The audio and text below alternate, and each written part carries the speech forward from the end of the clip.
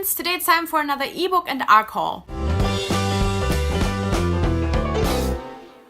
So it's been a little while since I've done one of those. I wasn't really sure if I still wanted to do them. I don't know. I guess like now that I'm mentioning and just briefly mentioning what I'm like mentioning in my balancing the books, when I get ebooks, I was like, oh, isn't this too repetitive? But I do really enjoy talking about the books that I get. So I don't know, maybe this is the last one that I do. Maybe I'll continue doing it. I don't really know. But usually I end up only making these like every 4 to 6 months anyway, so it's not like they are like super often. Anyway, blah blah blah blah blah. It's the usual, just the long ass intro. I have a lot of arcs this time around and not so many ebooks that I bought, but yeah, I'm obviously super excited about all of these, so let's just get into it. So first off, I have The Queen's Resistance by Rebecca Ross. This is definitely where you can tell that it's been quite a while since I filmed the last one. I already read this, I already have a video review up for this. I loved it a lot and I would highly recommend it. Then I have Empress of All Seasons by Emiko Chen. Now this is an arc that already came out in November. The issue with arcs sometimes is that they will approve you a couple of days before release. And if I don't have that arc already planned in my reading and my review or video schedule, then it's just kind of hard for me to fit it in there. And then I end up not being able to read it before release. And then I say this all the time, as soon as an arc that I have has been released, I get really fucking lazy and no longer consider it important to read, which is stupid, but that's what I do. So even though this book already came out in November, I still have not read it. I don't have anything to say for myself. I am very much already getting into my spring summer contemporary mood, so I don't even know when I'm actually going to end up reading it. But it is a YA Japanese inspired fantasy. I have heard many good things about it. I am really interested in reading it. It's just that I'm also really interested in a lot of other things. So yeah. Then I have Nocturna by Maya Motain. This is a Latinx inspired fantasy and it is about I don't think it's a shape-shifting, I think it's like a face-shifting thief. Like she can just change her face and she hasn't seen her real face in a really long time. And she gets together with a prince and they unleash some kind of evil and then defeat that evil. Something like that. I am really intrigued by this. I love that it's Latinx inspired fantasy and I really cannot wait to read this. This comes out in May. So review for this soon. Then I have The Beholder by Anna Bright. I know this has a little bit to do with like sea adventures and ship stuff. Like, I mean, let's look at the cover. Like, look at the cover and tell me that's not my brand. You know what I mean? Like, do I need to know anything else about it? Oh, it's like kind of like The Bachelor as well, or like Bachelorette, I guess. Like, it's this girl just going around from like island to island and like meeting potential guys to marry. Oh, just sounds like something that I will absolutely love. So I cannot wait to read this. This one comes out in June, so also not too far away and also something that I will have a review up for soon-ish. Then I have Dark of the West by Joanna Hathaway, which came out in February and I DNF'd it. I was not a fan of it. I mentioned it in my last DNF video, so if you're interested on more of my thoughts, I also have like I always try to write at least like a paragraph for DNFs on Goodreads because I really don't like to leave reviews for DNFs blank. I just kind of want people to know why I DNF'd it. I just really didn't like it, so I ended up not finishing it. Then we have The Princess and the Fangirl by Ashley Posted, which I have already read and I will have a video review up for this soon. I just really fucking love this. I think this is a really wonderful, beautiful, emotional book. I love this whole universe that Ashley Poston has created around this Geekerella universe with like this ExcelsiCon and like this science fiction show, Starfield. I love that. Then I have Sandlin Ascents by Josiah Bancroft. Now, this is an actual ebook that I bought for myself because it was 99¢ on a Kindle deal, and Melanie from Melton the Annie, why do I still... You all know who I'm talking about when I say Melanie, right? Like, and it's one of her favorite books, and so when I saw that it was on Amazon for such a cheap price, I obviously had to buy it.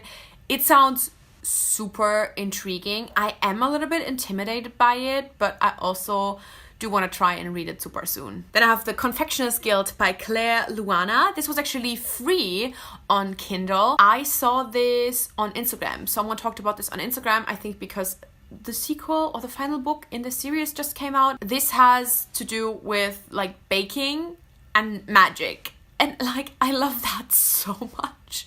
Just anything that has to do with baking, I'm already in. But then when it like uses the baking in like a fantasy setting for like magical things, oh, that speaks to my soul. And I was so excited that it was free. I really haven't heard anybody else talk about this ever except that one person on Instagram, so I really don't know what to expect from it, like what the writing style is going to be like or anything, but the concept just sounded too good. Then I have Becoming Beatriz by Tammy Charles. This is a book that comes out in September, and this is a historical fiction novel that takes place in 1984. Is that right? I don't know. In New Jersey. And it is about a girl who is like a dancer, and I think she's also dreaming of maybe making it her career, but then her brother dies. He was like a gang leader, and in general her neighborhood is very like, there's a lot of gangs and it's kind of part of her life, and I think now she kind of has to see how to deal with this grief, and she danced a lot together with her brother, so she kind of is trying to figure out how to deal with that. I love books like that.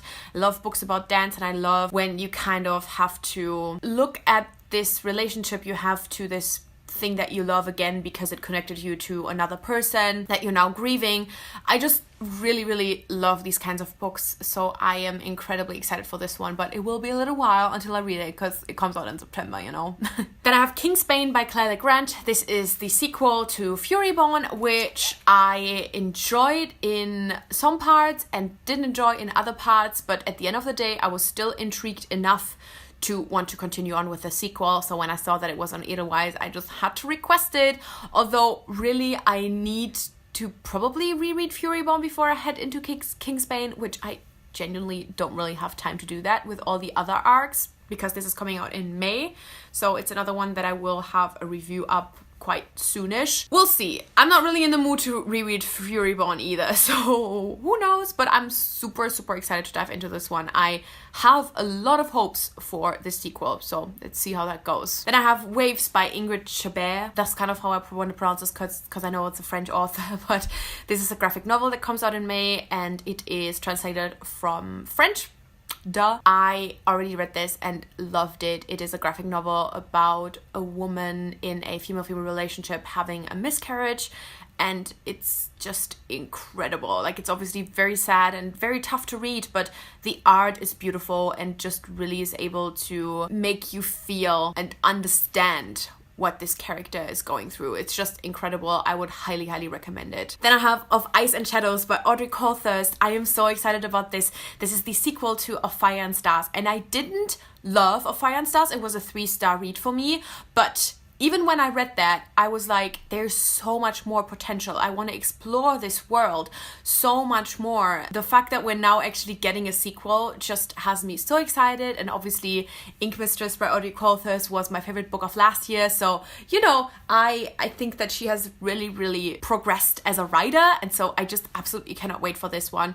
This comes out in August. And for this one, I am definitely going to reread Of Fire and Stars before I read this, because it's been a couple of years and it's kind of short and easy to get through, so I do want to, like, you know, really prepare myself, but I absolutely cannot wait. I think I'm probably going to read this sooner rather than later because I'm that excited about it. Then I have A Prince on Paper by Alyssa Cole. This comes out at the end of April. I have just absolutely been loving the Reluctant Royal series. I just oh my god, it's such a good series. So I was so excited, like especially as someone who reviews as much YA as I do, to get accepted for this on Edelweiss made me very, very happy. I thought like that, I don't know, it just meant a lot to me that I got accepted for this adult romance. Absolutely cannot wait to read this. This one definitely review super soon. I think maybe out of the ones that I mentioned, it's gonna be the one that you will see the soonest. Then I have Red, White and Royal Blue by Casey McQuiston.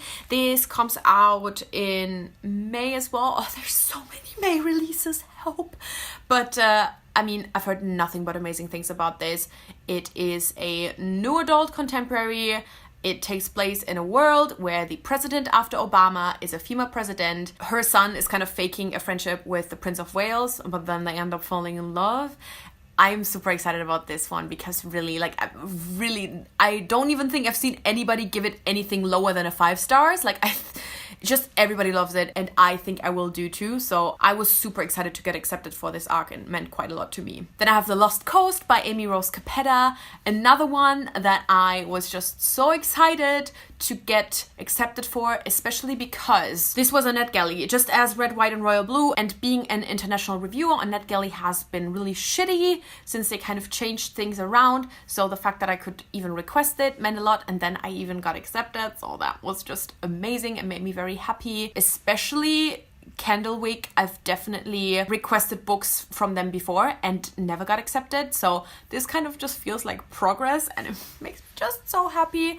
All I know is that this is queer witches, which is all I need to know. You know, sapphic witches falling in love. Amy Rose Capetta, sounds perfect. Then I have Spin by Colleen Nelson. This is another book that comes out, I'm not sure if it comes out in September, but definitely it's a while until it comes out. Oh my god, I'm just realizing that I forgot what this is about.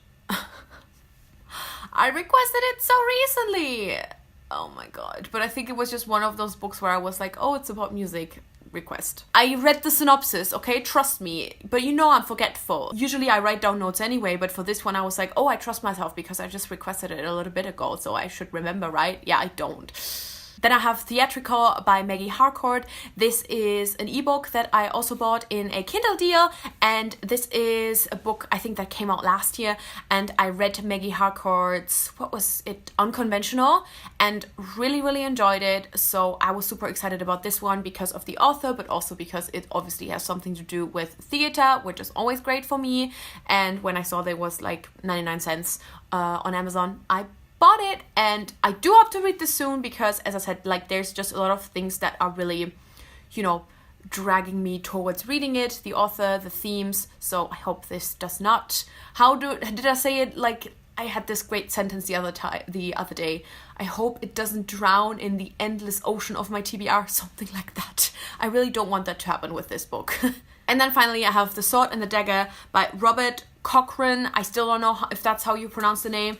This is an arc that I got accepted for just very recently, so I'm not sure if I'll be able to have a review up in time. Like, this wasn't too close to release, but still kind of so close that I already had everything scheduled and like my reading scheduled, and then they just throw this historical fantasy my way, and I'm like, I'm not ready. But I think it's gonna be fine. I am really excited about it. It sounds really cool. So yeah, that's all. That's them all. That's all the books that are like all the ebooks and all the e-arcs that I got in the last couple of months.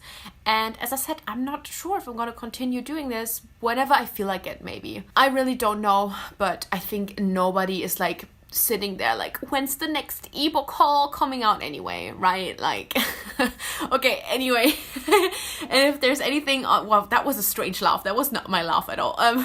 If there's anything in here that you have already read, that you loved, that you didn't like, that you are very interested in hearing my thoughts about, let me know in the comments down below. And yeah, I make new videos every Wednesday and Sunday with occasional reviews on Fridays, so click subscribe to never miss anything and hit the little bell so you get notified as well. And thank you so much for watching. I'll see you soon. Bye!